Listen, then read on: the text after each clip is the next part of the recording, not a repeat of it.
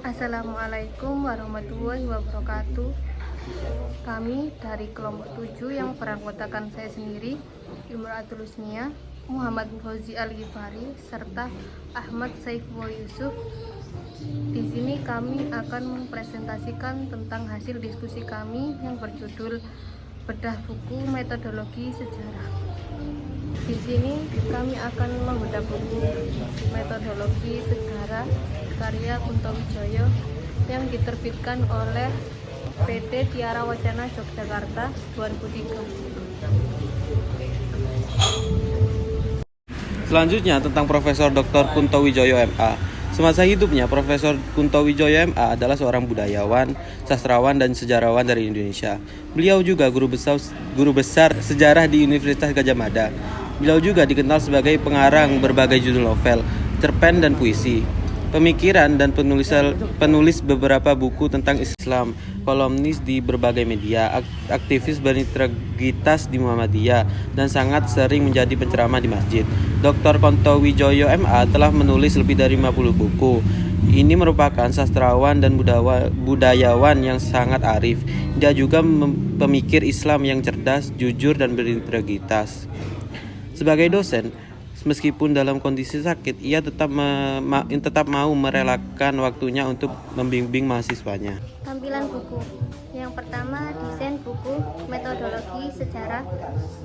Setelah kami mengamati buku ini, buku yang berjudul Metodologi Sejarah, desain bukunya sangat sederhana dengan cover berwarna putih kehijau-hijauan. Buku ini bernuansa atau bertuliskan berwarna hitam putih. Meskipun tampilan buku ini sangat sederhana, tapi isi yang terkandung dalam buku ini sangat luar biasa, karena buku ini mengandung atau berisi tentang segala sesuatu yang menyangkut tentang metodologi sejarah. Jadi untuk para penikmat sejarah atau para peneliti sejarah, buku ini sangat cocok untuk dipelajari. Yang kedua, cover buku.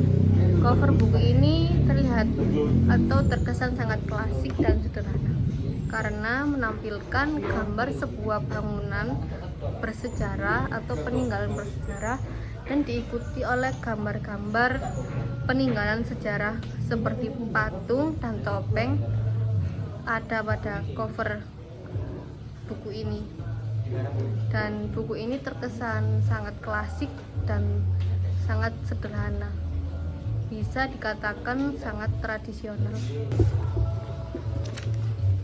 Yang ketiga, layout buku.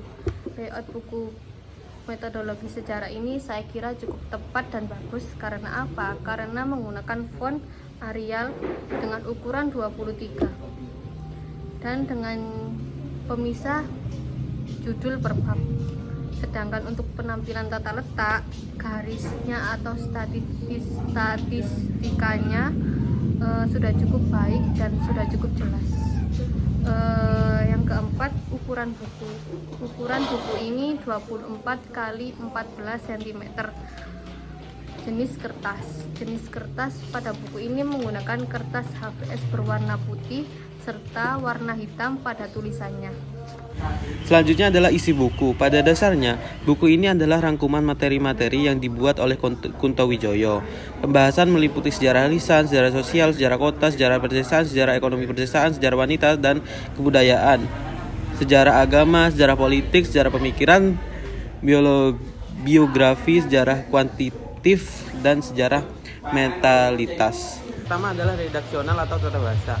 Untuk penilaian tata bahasa dalam buku ini ada beberapa hal, yaitu pemakaian huruf, penggunaan tanda baca, dan konjungsi. Semua ini sudah cukup baik menurut kami. Yang kedua adalah gaya penulisan. Untuk gaya penulisan, buku ini cukup jelas dan baku. Karena buku ini tentang sejarah, jadi bisa kita pahami dengan membaca atau mengerti terlebih dahulu tentang sejarah atau pengetahuan ilmu sejarah. Jika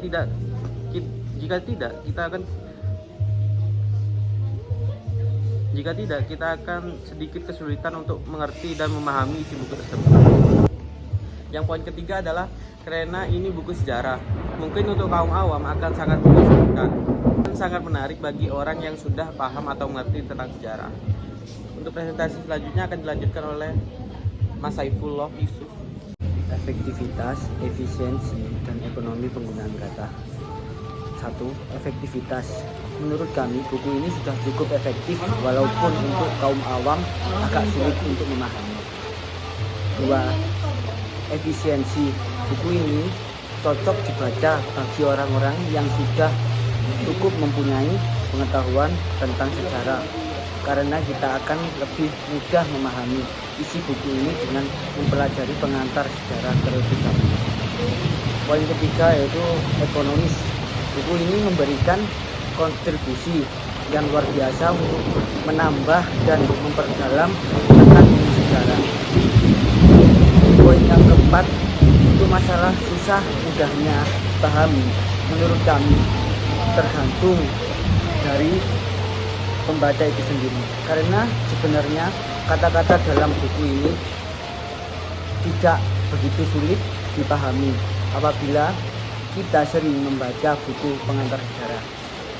Sekian presentasi dari kami kelompok 7 yang beranggotakan saya Imratul Husnia Dan saya Muhammad Ghazi Al-Ghifari. Saya Ahmad Syafrul Yusuf. Mohon maaf apabila ada kesalahan dari kami dalam mempresentasikan hasil diskusi kami. Sekian dari kami. Wassalamualaikum warahmatullahi wabarakatuh.